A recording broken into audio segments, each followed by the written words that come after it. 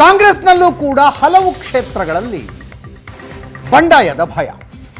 ಕಾಂಗ್ರೆಸ್ನವರ ಬಂಡಾಯದ ಲಾಭ ತೆಗೆದುಕೊಳ್ಳೋದಕ್ಕೆ ಬಿಜೆಪಿಯವರು ಕಾಯ್ತಾ ಇದ್ದಾರೆ ಅಥವಾ ಮೈತ್ರಿಯವರು ಕಾಯ್ತಾ ಇದ್ದಾರೆ. ಯಾವ ಕ್ಷೇತ್ರ?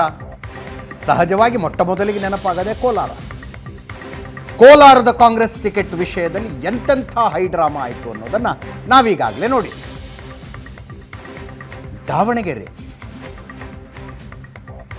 ದಾವಣಗೆರೆಯಲ್ಲಿ ಟಿಕೆಟ್ನ ಪ್ರಬಲ ಆಕಾಂಕ್ಷಿಯಾಗಿದ್ದ ವಿನಯ್ ಕುಮಾರ್ ಪಕ್ಷೇತರ ಸ್ಪರ್ಧೆ ಮಾಡೋದಕ್ಕೆ ತಯಾರಾಗಿದ್ದಾರೆ. ಬಾಗಲಕೋಟೆ ವೀಣಾ ಕಾಶಪ್ಪನವರು ಟಿಕೆಟ್ ಸಿಗಲ್ಲ ಅಂತ ಕನ್ಫರ್ಮ್ ಆದಾಗ ಕಣ್ಣೀರು ಹಾಕಿದ್ರು. ಅವರು ಇನ್ನೂ ತನಕ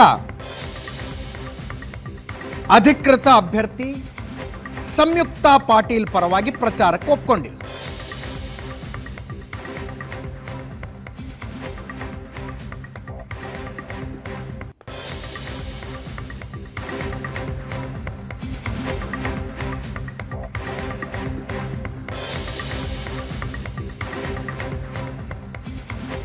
ಕೋಲಾರ, ದಾವಣಗೆರೆ, ಬಾಗಲಕೋಟೆ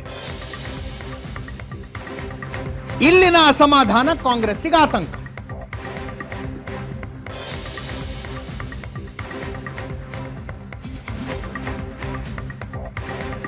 ದಾವಣಗೆರೆಯಲ್ಲಿ ವಿನಯ್ ಕುಮಾರ್ ಪಕ್ಷೇತರರಾಗಿ ಸ್ಪರ್ಧಿಸುವುದು ಖಚಿತ ಅಂತಿದ್ದಾರೆ. ಕೆಎಚ್ ಮುನಿಯಪ್ಪನವರು ಕಾಂಗ್ರೆಸ್ ಅಭ್ಯರ್ಥಿ ಗೌತಮ್ ಪರವಾಗಿ ಪ್ರಚಾರಕ್ಕೆ ಬರ್ತಿಲ್ಲ. ಯಾಕಂದ್ರೆ ಅಲ್ಲಿ ರಮೇಶ್ ಕುಮಾರ್ ಬಣದವರು ಬರ್ತಾ ಇದ್ದಾರೆ. ರಮೇಶ್ ಕುಮಾರ್ ಸೇರಿದಂತೆ ಅವರ ಬಣದವರು ಬರ್ತಾ ಇದ್ದಾರೆ. ಮುನಿಯಪ್ಪನವರ ಲಾಜಿಕ್ ಏನು? ಕಳೆದ ಸಲ ಬಿಜೆಪಿಯನ್ನು ಗೆಲ್ಲಿಸುವುದಕ್ಕೆ ಯಾರು ಓಡಾಡಿದ್ರಲ್ಲ ಅವ್ರ ಜೊತೆಗೆ ಸೇರ್ಕೊಂಡು ಮುಖ್ಯಮಂತ್ರಿಗಳ ಪ್ರಚಾರ ಮಾಡ್ತಿದ್ದಾರೆ, ಮಾಡ್ಕೊಳ್ಳಿ. ಮುನಿಯಪ್ಪನವ್ರು ಹೇಳ್ತಾರೆ ಅವರು ತಮ್ಮ ಅಳಿಯನಿಗೆ ಟಿಕೆಟ್ ಕೊಡಿಸ್ಬೇಕು ಅಂತ ಪ್ರಯತ್ನ ಪಟ್ಟರು, ಶಕ್ತಿ ಮೀರಿ ಪ್ರಯತ್ನ ಪಟ್ಟರು. ಯಾವಾಗ ಮುನಿಯಪ್ಪನವ್ರ ಅಳಿಯನಿಗೆ ಟಿಕೆಟ್ ಸಿಗುತ್ತೆ ಅನ್ನೋದು ಕನ್ಫರ್ಮ್ ಆಯಿತು, ರಮೇಶ್ ಕುಮಾರ್ ಬಣದ ಶಾಸಕರುಗಳು ರಾಜೀನಾಮೆ ಕೊಡೋ ತನಕ ಹೋಗ್ಬಿಟ್ರು. ಗೊತ್ತು ನಿಮಗೆ ಹೈಡ್ರಾಮಾ, ಇನ್ನೊಮ್ಮೇನು ಹೇಳೋದು. ರಾಜೀನಾಮೆ ಕೊಡೋಕ್ಕೂ ಹೋಗ್ಬಿಟ್ರು. ಚಿಕ್ಕ ಪೆದ್ದಣ್ಣ, ಮುನಿಯಪ್ಪನವ್ರ ಅಳಿಯ, ಚಿಕ್ಕ ಪೆದ್ದಣ್ಣಂಗೆ ಟಿಕೆಟ್ ಕೊಡೋಕ್ಕೊಂದು ಪ್ರಯತ್ನ ಪಡಿಸಿದ್ರು, ಟಿಕೆಟ್ ಕೊಡಿಸೋದಕ್ಕೊಂದು ಪ್ರಯತ್ನ ಪಟ್ಟರು, ಆಗಲಿಲ್ಲ. ಗೌತಮ್ಗೆ ಟಿಕೆಟ್ ಘೋಷಣೆ ಆಗಿದೆ, ಪ್ರಚಾರ ಶುರುವಾಗಿದೆ, ಮುನಿಯಪ್ಪನವ್ರು ಹೋಗ್ತಿಲ್ಲ.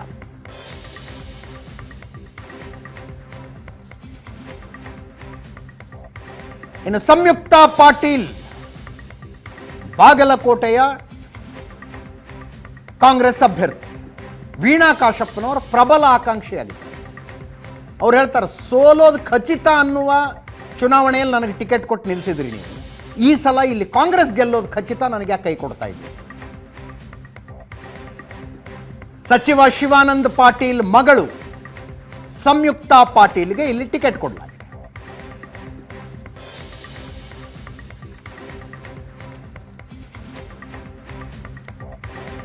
ದಾವಣಗೆರೆ ವಿನಯ್ ಕುಮಾರ್ ಪ್ರಬಲ ಆಕಾಂಕ್ಷಿಯಾಗಿದ್ರು. ಒಬಿಸಿ ಬರ್ತಾರೆ.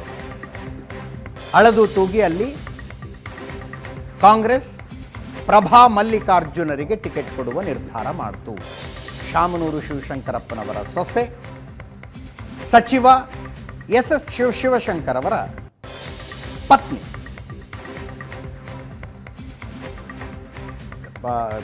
ಮಲ್ಲಿಕಾರ್ಜುನ್ ಅವರ ಪತ್ನಿ.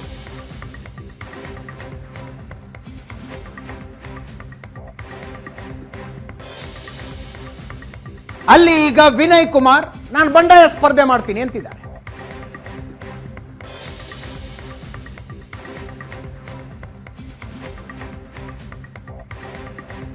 ವಿನಯ್ ಕುಮಾರ್ ಮಾತಾಡಿದ್ದಾರೆ, ವೀಣಾ ಕಾಶಪ್ಪನವರು ಮಾತಾಡಿದ್ದಾರೆ, ಕೇಳಿಸ್ತಾರೆ. ಕಳೆದ 15 ದಿನದಿಂದ ನಾನೇನು ಜನಾಭಿಪ್ರಾಯ ಸಂಗ್ರಹ ಮಾಡ್ತಾ ಇದ್ದೆ. ಅದರಲ್ಲಿ ಸುಮಾರು 170 ಹಳ್ಳಿಗಳಿಗೆ ಭೇಟಿ ಕೊಟ್ಟು ಪ್ರತಿಯೊಂದು ಹಳ್ಳಿನಲ್ಲೂ ಕೂಡ ಸಂವಾದ ಮಾಡಿ ಜನಾಭಿಪ್ರಾಯ ಕೂಡ ಸಂಗ್ರಹ ಮಾಡಿದ್ದೆ. ನನ್ನನ್ನು ಬೆಳೆಸಬೇಕು ಅಂತ ಒಂದು ನಿರ್ಧಾರ ತಗೊಂಡಿದ್ದಾರೆ ಕ್ಷೇತ್ರದ ಜನತೆ.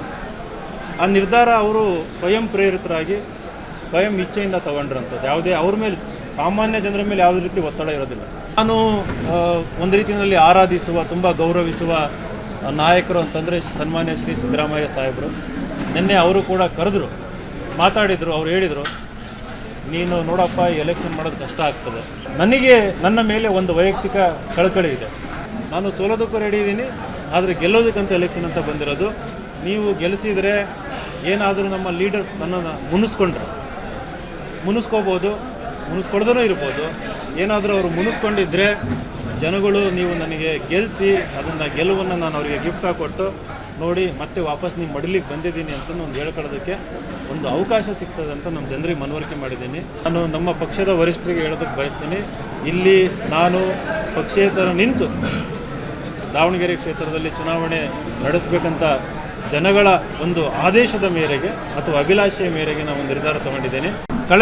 ಇಲ್ಲ ಸಂಪರ್ಕ ಮಾಡಿಲ್ಲ. ನನ್ನ ನಂಬರು ಅವರು ಇಬ್ಬರ ಹತ್ರನೂ ಇದೆ, ಅಭ್ಯರ್ಥಿ ಹತ್ರನೂ ಇದೆ. ಮಾನ್ಯ ಉಸ್ತುವಾರಿ ಸಚಿವರು, ನಾನು ಜಿಲ್ಲಾ ಪಂಚಾಯಿತಿ ಅಧ್ಯಕ್ಷಳಾಗಿದ್ದೆ, ಆವಾಗ ನಮ್ಮ ಜಿಲ್ಲೆಗೆ ಉಸ್ತುವಾರಿ ಸಚಿವರಾಗಿದ್ದರು. ಅಂದಿನಿಂದನೂ ಕೂಡ ನನ್ನ ನಂಬರ್ ಅವ್ರ ಹತ್ರ ಇದೆ. ಅವರು ಕೂಡ ಯಾವುದೇ ಕರೆಗಳನ್ನು ಮಾಡುವಂಥದ್ದಾಗಿರ್ಬೋದು, ಸಂಪರ್ಕ ಮಾಡುವಂಥದ್ದಾಗಿರ್ಬೋದು, ಯಾವುದೂ ಕೂಡ ಮಾಡಿಲ್ಲ ಇಲ್ಲಿವರೆಗೂ. ಆ ನಿಟ್ಟಲ್ಲಿ ಇವತ್ತು ಸಭೆಯನ್ನು ಮಾಡಿದ್ದೀವಿ. ವಿಶೇಷವಾಗಿ ನಮ್ಮ ಎಲ್ಲ ಹಿತೈಷಿಗಳಾಗಿರ್ಬೋದು, ಅಭಿಮಾನಿಗಳಾಗಿರ್ಬೋದು, ಸ್ವಾಭಿಮಾನಿ ಸಭೆಯನ್ನು ಮಾಡಿದ್ದೀವಿ. ಎಲ್ಲರೂ ತಮ್ಮ ತಮ್ಮ ಅಭಿಪ್ರಾಯವನ್ನು, ಒಂದು 3-4 ಥರ ಅಭಿಪ್ರಾಯವನ್ನು ಹಂಚಿಕೊಂಡಿದ್ದಾರೆ. ಇವತ್ತು ಮುಂದಿನ ದಿನಮಾನದಲ್ಲಿ ಯುಗಾದಿ ಆದ ನಂತರ ನನ್ನ ಸ್ಪಷ್ಟ ನಿಲುವನ್ನು ನಾನು